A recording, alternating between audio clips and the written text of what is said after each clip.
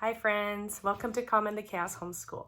If you're new here, my name is Davine and I just want to let you know that today is more of a personal video. It does relate to homeschooling, but I would say it's not about homeschooling. It's a bit about how finances have affected our homeschooling or about how our homeschooling has affected our finances. So I don't normally go about planning on setting New Year's resolutions or goals. It's not something I specifically try to do at this time of the year, but I do find that I have more time at this time of the year just because I'm currently at my in-laws' house, and so I'm away from home and I'm away from just the normal everyday stuff. So I tend to have a little more time to just collect my thoughts and reflect and think about things. So if I set New Year's goals, it's not because I'm trying to set New Year's goals, it's just because this is the time of the year when I just have a little more time to sit down and think. So I thought it was perfect timing to add my video to the goals for the New Year's, just because I happen to be having these thoughts in my head and I just wanted to come on here and share them with you.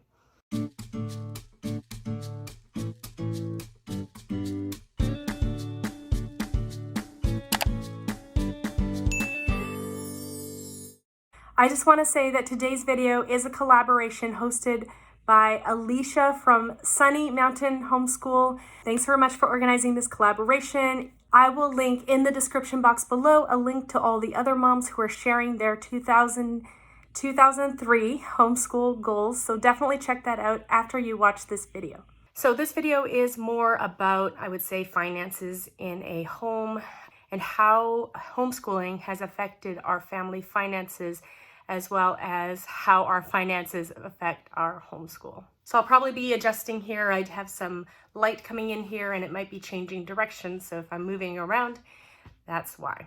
Okay, so what I have been thinking about lately, and I just really wanted to come on here and share with you because homeschooling has definitely affected our finances, and finances will affect your homeschool. So I just wanted to come on here and share the changes that I need to make in my home in order to continue homeschooling. So this video might end up being a bit long because I want to go back. I want to go back to kind of the beginning and talk about how we've gotten to where we are now and how we are able to homeschool right now, and then the changes that I feel like I need to make in order to continue to be able to homeschool and just have a stable family, stable life. So back many years, my husband and I have been married almost 20 years now. And we started out our marriage with some debt. I would say about $30,000 in student loan debt. That was mostly myself. He went to community college for 2 years before going to college, and he was able to work and save up a lot of money. I worked throughout my whole college experience and I paid for my own college as well, but I did have about $30,000 by the end of my college experience. We got married 1 year before I graduated from teaching college, so that's an extra year that I did to get my Bachelor of Education. So we got married at that time. So as soon as I got out of school, we lived super frugally as we could. At that time, I believe my husband was a substitute paraeducator. So that is something that he had done for about 2 years before I graduated and before we got married. And that's sort of how he paid down his debt before we got married. And so he continued to do that while we were married in our early years, and while I was finishing up school and then looking for a teaching job. At that time, for some reason, it was really hard to get teaching jobs, so I just continued to work at the restaurant that I was working at, and then I got a part-time in the afternoon teaching English job that was really close to my waitressing job. So I kind of did both of those, and we just lived super frugally. We put as much as we could onto our debt. That is around the time where I found Dave Ramsey, and we really did follow his program, and it helped us get out of that $30,000 of debt with quite low income jobs, I would say. It let us get out of debt in about 3 to 5 years. I'm not sure exactly how long it took us, but we were pretty much out of that in 3 to 5 years within being married. So we still didn't have kids yet. We did move. We were in Canada at the time because I'm Canadian, At some point, we moved to the US just because the cost of living was lower in the US and I wasn't finding a teaching job. Ironically, a year after we moved to the US, I found a full-time teaching job up in Canada. So that's a different story. So I commuted across the border. We still live really close to the border. But we spent several years just working and really building up our emergency fund, building up, trying to save for a home and things like that. At that point, we were, I would say, pretty secure. We were saving as much as we could, still not super high paying jobs for second year teaching. My husband's still a paraeducator. And so we just saved as much as we could, lived as frugally as we could. At that point, we didn't have kids, so that did help us to just not have to spend quite as much.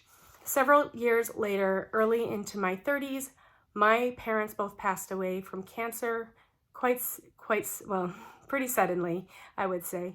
And they did have a life insurance policy, so we did get a small amount. They had 4 kids, so we did get a small amount there, which allowed us to buy our first house with a really good down payment. After that, we started adopting, so I adopted my first daughter from Taiwan. I had to save up a lot of money for that as well, so that was an extra expense that we saved for.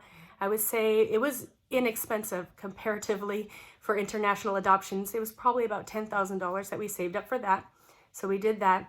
After that, our 2 foster kids moved in with us, and that was the point where I realized that teaching full-time, I was probably 3/4 time as a teacher at that point, but it was really hard to continue to teach while having 3 kids, and especially having 2 kids that I was trying to get to know, and just, it was hard to get to know them in the little bit of time before rushing them off to daycare, and then the few hours that I would get after teaching before putting them to bed. So I just found that really a challenge.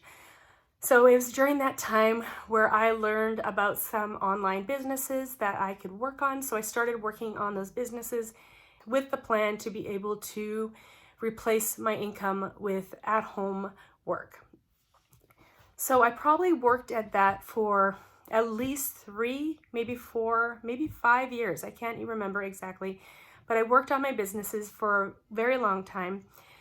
At some point, it became worth it for me to stay home and stop teaching, and I was making enough from my online businesses to somewhat replace or get close to the income that I was making as a teacher. So I did that. And at that point, we had 4 children. We had another foster child move in with us, and we adopted him within a year. So then at that point I had 4 children, but I did have a pretty solid online income that I had built up over the years. That being said, even though all my kids were school age at that point, I did have to spend a lot of time going into the school and just dealing with some of the behaviors that they had in school. My youngest is autistic, and there were a lot of negative behaviors while he was at school.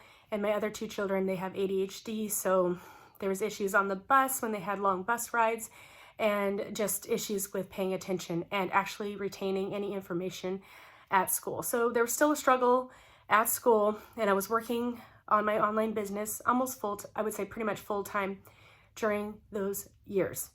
Then March of 2020, COVID hit, and the kids were home. So I would say working at home and then having to homeschool kids, that should be something that you maybe could do. I don't know. I have 4 kids. At that point, they were in 2nd, 3rd, 4th, and 5th grade. My 2 older kids were kind of independent. My younger 2 were definitely not. My husband was actually home during that time too, so it didn't affect my work too much. I could still get away for several hours during the day to work on my online businesses. But as those months went on, we soon just realized that homeschooling was definitely the best option for my kids, for their education. They were thriving, they were improving, they were learning. The behavioral issues that some had in school were not there, or just definitely muted because of the not quite as stimulating as an environment as school was for my kids. So it soon became clear that we were going to continue homeschooling. So I wasn't overly concerned about that. I wasn't thinking too much about it. I figured I could still get my work done. I knew I had to cut back a bit, but I could still get maybe an hour or two every day and then work on the evenings and stuff. So I really wasn't considering it too much, my business too much at this point. I just knew that homeschooling my kids was the more important thing at this point, and I figured I could keep the balls in the air with my business, so to speak. So at this point, I've been homeschooling 2.5 years. My business has gone through a lot of changes with COVID, with various things, and just with not being able to put my focused attention on my business and just taking my eyes off of my business and onto homeschooling and onto this whole new world of just the homeschooling world and things like that. Definitely my business has slowly declined without my attention. So with my business, I have various parts of my business, and I'm always kind of shifting and moving with whatever opportunities I see. And even at this point, I'm just shutting down the first part of my business that actually got me into my home business to begin with. But it's always been kind of on the edge. I don't know if I'm making much money from it. And if I am, it's not enough to be putting any focus on it right now. So right at this moment, I'm moving some focus off of one part of the business into the other part of the business. And I'm continually trying to find a way to reduce my hours while still getting enough work done. So I do have some virtual assistants that help me, but that's not really what this video is about. All this to say, at this point, my businesses are running and I have virtual assistants who help me, but my business is not super profitable. Over the 2.5 years, it's just slowly dwindled. And I just think without having that focused attention that I could give it before, I'm just not able to keep it profitable and keep it moving forward because my focus has shifted so much to my kids and my homeschool.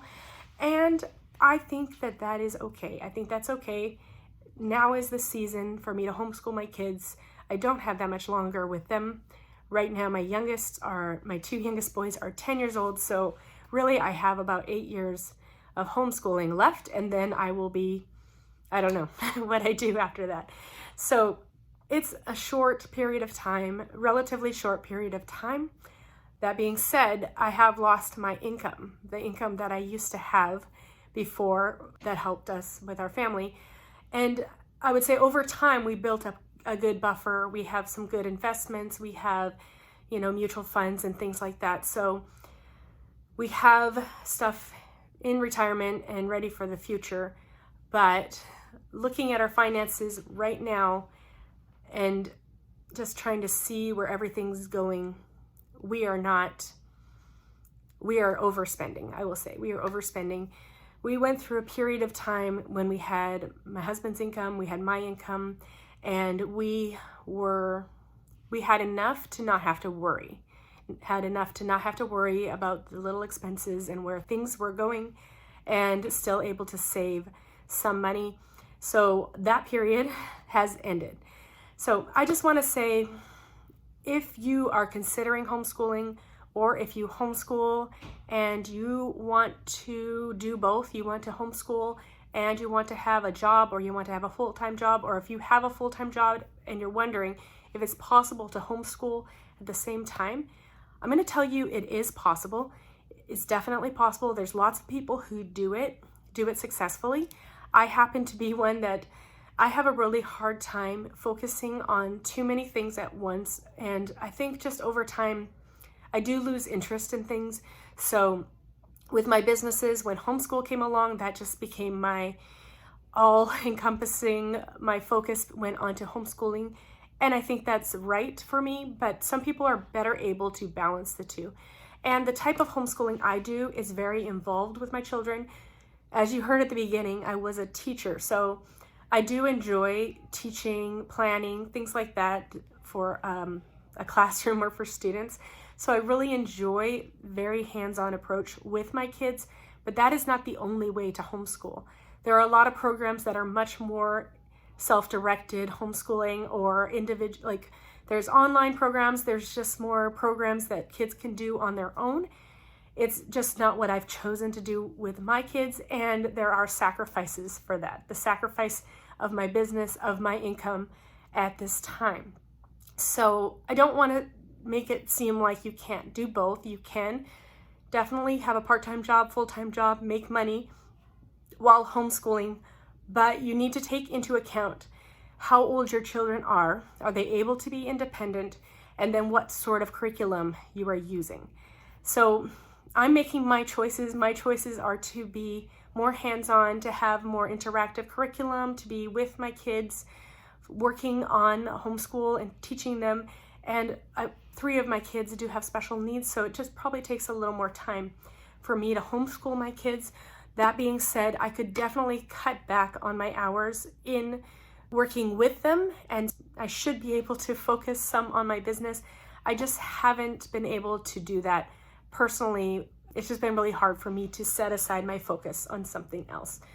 So at this point, I'm working probably two hours max a day on my business. And like I said, it's really not bringing in a profit at this point. It's just kind of, it's running itself. I have virtual assistants who are getting paid, things like that, but I'm just not able to create enough at this point for me to bring home an income.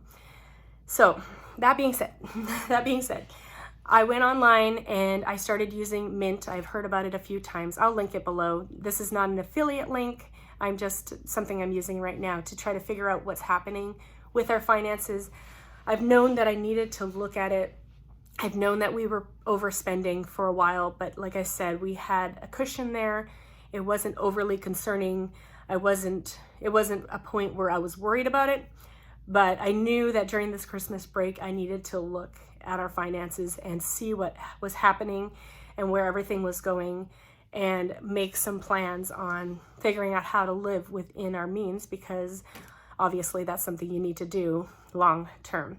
So I'm using Mint. I connected all my accounts, my bank account, credit cards, any like PayPal, anything that I use to spend money, just to have a look at what is happening with our finances.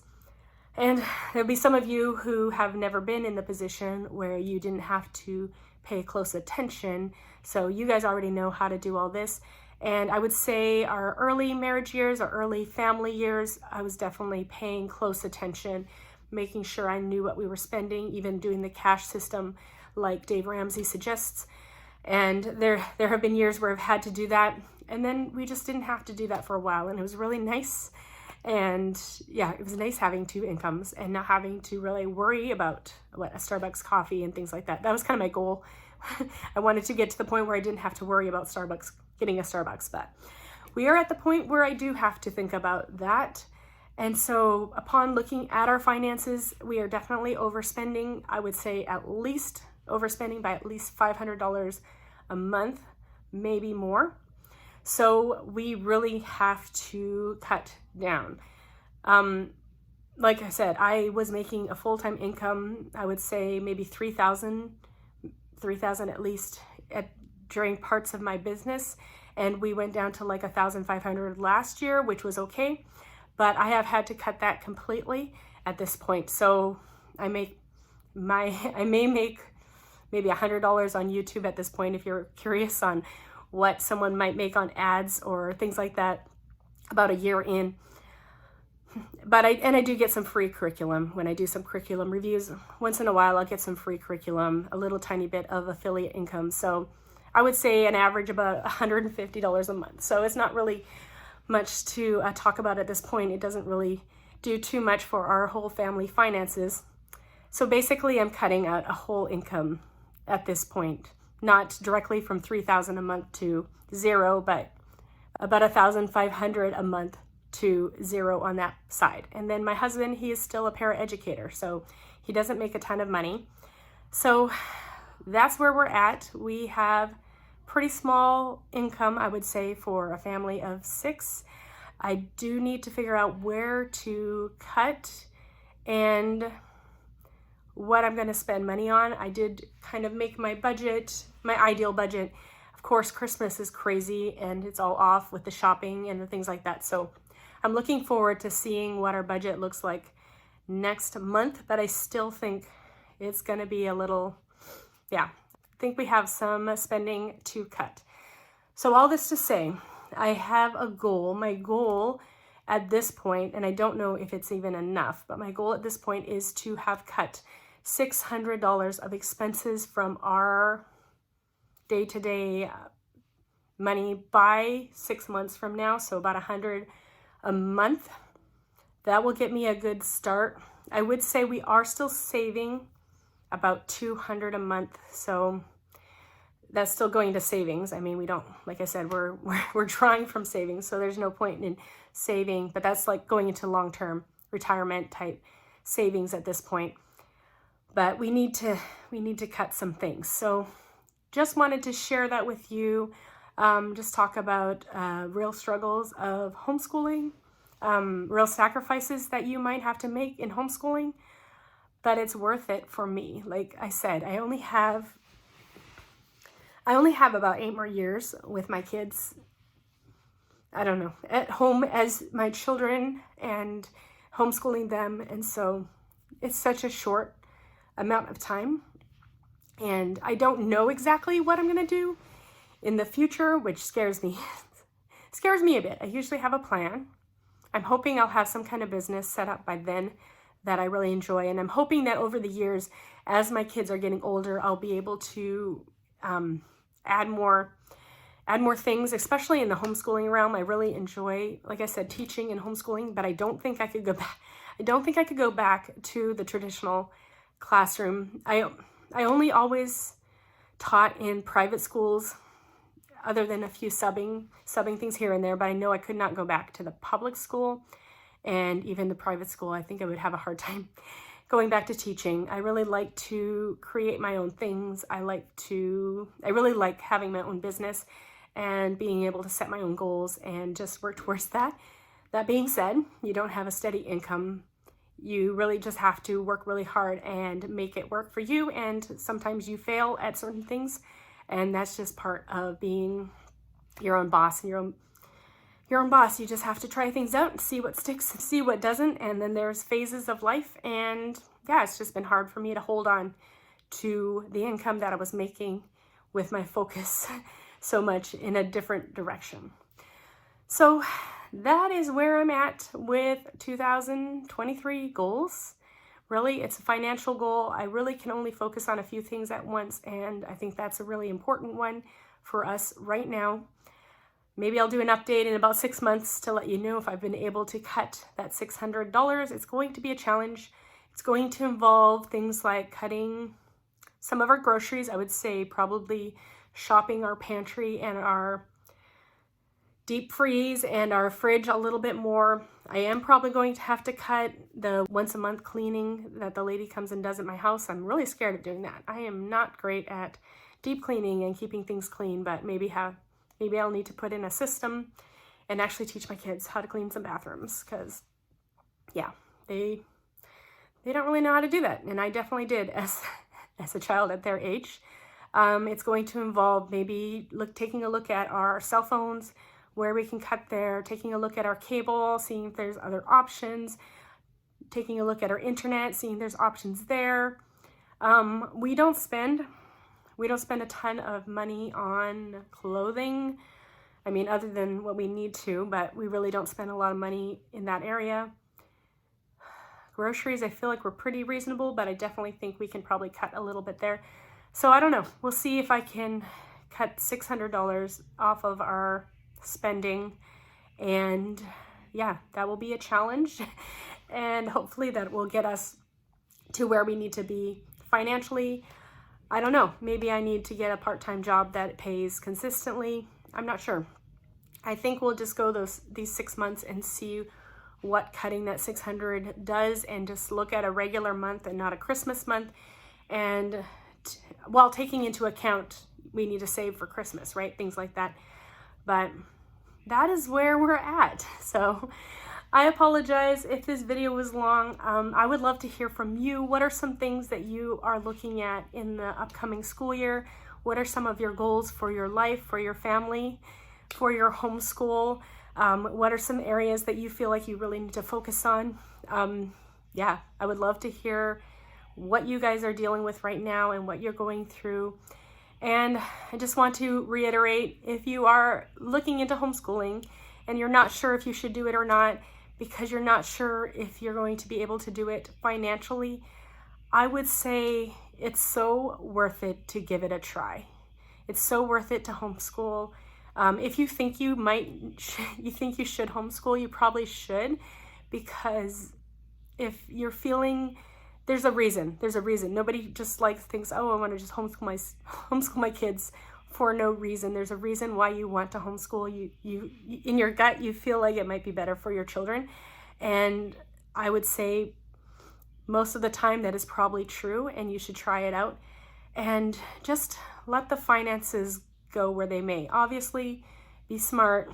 You have to make enough to get by. Yeah, like I said, we've been lucky. We've had a bit of a buffer, but that buffer doesn't last forever. So it's time to, I don't know, get my head out of the sand, stop being an ostrich with my head in the sand, and take a look at real life, what's happening, and get a handle on that. So thanks for coming today. And like I said, this is not a normal video. This is just more of a personal video. I wanted to just connect with you all and let you know what I am doing right now, what I'm thinking about right now. I hope to see you in my next video. Don't forget to check the link below to see what all the other moms are planning for the 2023 school year. And thanks for listening to me yammer on for this amount of time. All right, thanks. Bye, everyone.